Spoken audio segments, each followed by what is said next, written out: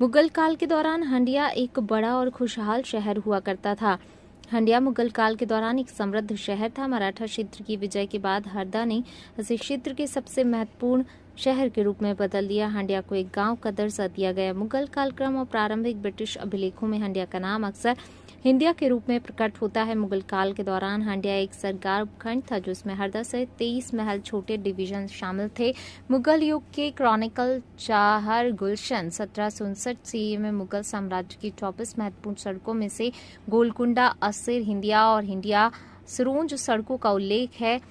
1742 में पेशवा बालाजी बाजीराव के नेतृत्व में मराठाओं ने इस क्षेत्र पर कब्जा कर लिया और हंडिया सरकार के मुस्लिम गवर्नर को विस्थापित कर दिया। इसके बाद हरदा ने हंडिया क्षेत्र को सबसे महत्वपूर्ण शहर के रूप में बदल दिया क्योंकि स्थानीय मराठा अमीर प्रमुख हरदा में रहते थे। ब्रिटिश ईस्ट इंडिया कंपनी के तीसरे आंग्ल मराठा युद्ध के दौरान इस क्षेत्र पर आक्रमण किया और एक संक्षिप्त अवधि के लिए स्थानीय किले पर अधिकार कर लिया। अंग्रेजी लेखक कार्नाटिकस 1820 में लिखते हुए कहते हैं, हंडिया पहले काफी उल्लेखनीय शहर था लेकिन अब केवल इसके प्राचीन विस्तार, भव्यता के खंडर और सड़ चुके अवशेष हैं। कर्नाटक, महरता और पिंडारी अभियान का सारांश 1820 युद्ध में मराठाओं की हार के बाद भी सिंधिया ने हरदा हंडिया पथ पर नियंत्रण बनाए रखा। हंडिया दौलत राव सिंधिया के राज्य में एक जिले का मुख्यालय था। यह क्षेत्र 1844 में अंग्रेजों को सौंप दिया गया था लेकिन सत्र 1860 में पूरा हो गया था। होशंगाबाद जिले का एक हिस्सा था जब तक कि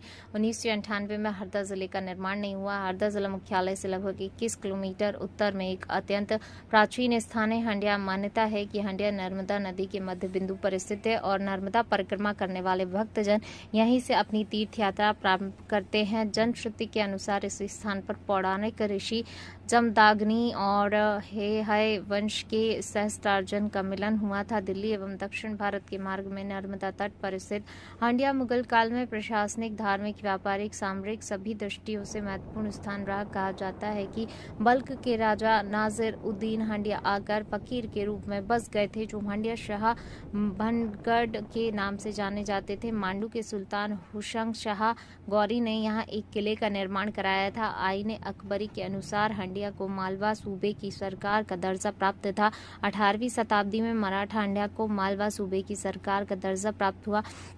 18वीं शताब्दी में मराठा शासन के दौरान राजधानी हंडिया से हरदा स्थानांतरित कर दी गई। मुगल काल में निर्मित वास्तुकला के भगवानावशेष बहुतायत में है। वर्तमान क्षेत्र में स्थित पुरातात्विक धरोहर, आसपास के स्थानों के संरक्षण, सौंदर्यीकरण का कार्य पुरातत्व विभाग, जिला प्रशासन के संयुक्त तत्वाधान में किया जा रहा है। हंडिया में सैकड़ों लोगों की कब्रें टूटी फूटी, मस्जिदें गिरने की कगार पर हैं। हजरत हंडिया शाह बाबा की दरगाह के रास्ते की दूसरी तरफ हरदा इंदौर रोड पर दाहिनी तरफ को पानी के कदीम जमाने को 2 बावड़ियां हैं जिससे राहगीर पानी पीते रहेंगे।